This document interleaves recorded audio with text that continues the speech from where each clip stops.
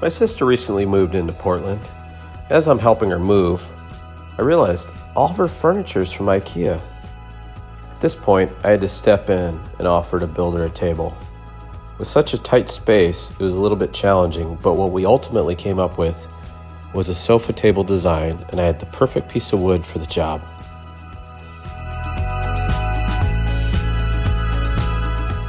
I planed this piece with my CNC, and then I used my belt sander to knock out all the ridges, and then I came back with the orbital to do the final sanding.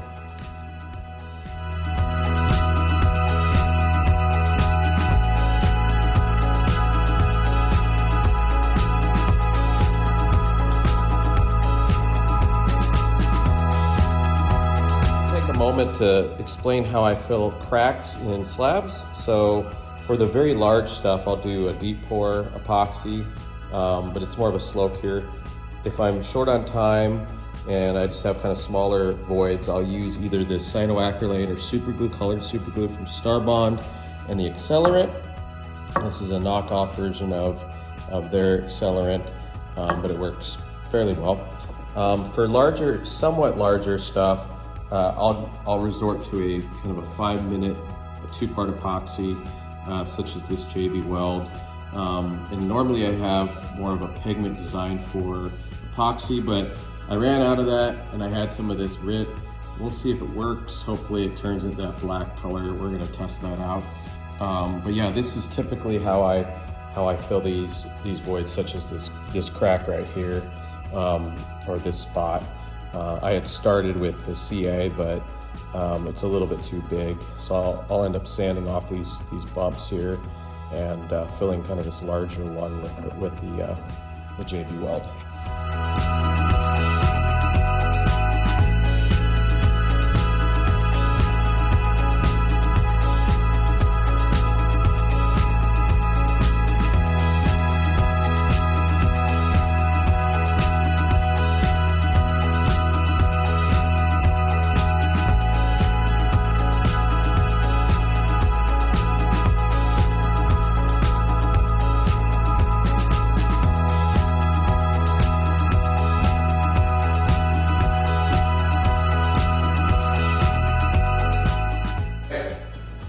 Sanding and filling is done. So we're on to the next step, which is prepping for the finish. And I always do a water cure to pop the grain. A water bottle here, and we'll lightly spritz everything, both sides, come back when it's dry. The grain will be raised because you're collapsing the grain when you did the first sanding. Then you'll come back, sand it with a fine grit, and then you're on to cleaning it with a mineral spirits, which is the last step in preparation for the finish. So without further ado, we'll spritz it. Man, that's gorgeous. Oh, crud. This is gonna be a nice piece. All right.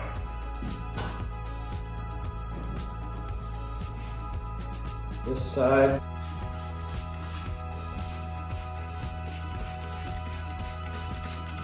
Go for the last sand. Be on to the next steps.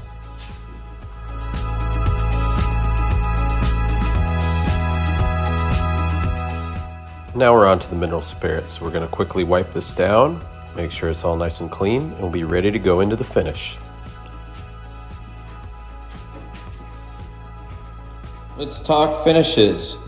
So here we have 3 leading products for hard wax oil finishes, most notably the Rubio Monocoat. This is what everybody's raving about right now, but it's pretty pricey. This can with the hardener, this setup is about $57. Another competitive product, kind of a Ford Chevy comparison, is the Osmo. What's nice about this Osmo is it's a single part, doesn't require a hardener. It might require one more coat. Between Osmo and Rubio, I like how Osmo is just the one part, but I do believe Rubio might be a little more durable. One of the things I really want to compare in this video is another product that I've caught wind of, and that's the Nutra One Coat. Apparently Wood Whisperer has said this stuff's pretty great. And what's nice is it's $20 cheaper for the same size can. And so I really would like to save cost on commission pieces if I can get the same result and quality. So anyway, I'm gonna walk through and show you how it goes and give you my take once I use this finish, and yeah, we'll take it from there. All right, one of the important things about finishing is temperature. And so here, I'm gonna mess with the thermostat. Once again in my finishing room, here's the finishing room. It's a paint booth finishing room. I have a heater down here, floor heater. Works pretty good at getting this to temp. So we're gonna set it to kind of in the mid 60s, I think is gonna be good enough. But it's a little too cold right now. So manual, and about 68, I think I'm pretty happy with that for now. So here we are. All right, ready to start mixing up the finish. So it's 3 parts to 1. And this is the hardener. And I have a little cup here for mixing, and I have some nice 20 milliliter disposable syringes, which are really handy. So yeah, we'll get right to it. So I stirred this really well. And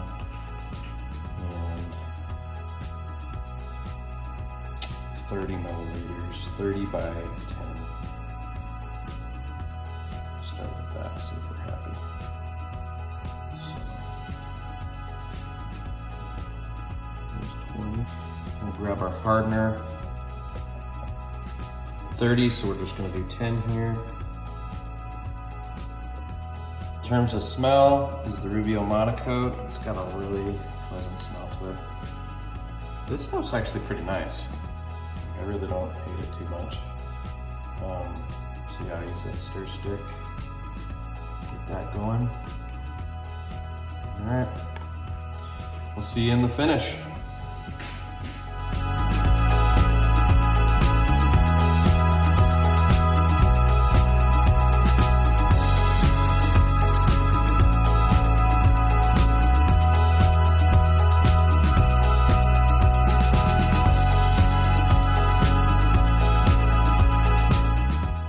Now we're gonna wipe it down. Had enough time to set into the grain.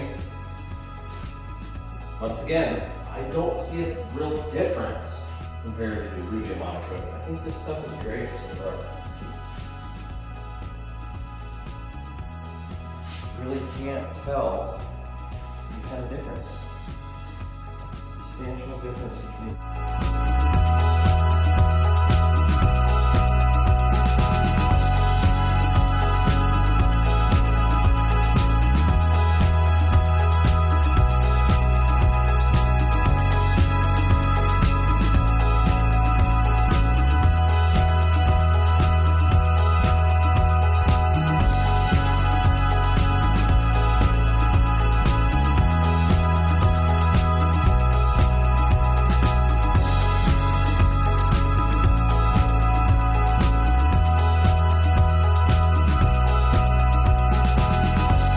Here's that slab after the first coat of the Nutria One Coat, and I think it's really beautiful. I think it rivals the Rubio Monocoat quite well.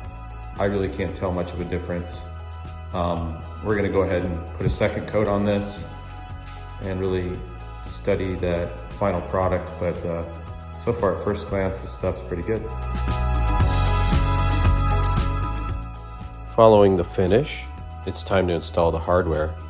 So we're gonna start with the legs, and I'm using threaded inserts so I can take those legs on and off real easily.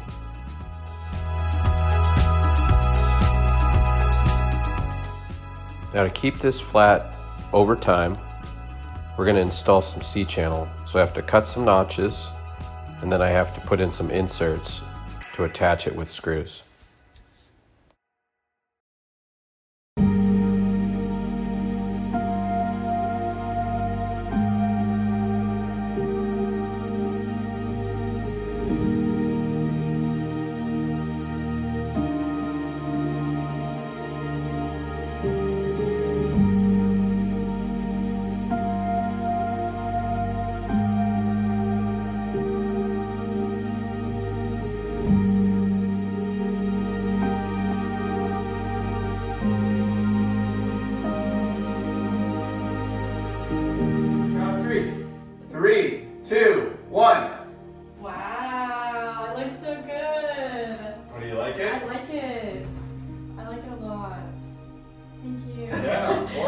It's a really cool piece. It's live edge, one solid piece of black walnut, and I just love, look how cool that figuring is.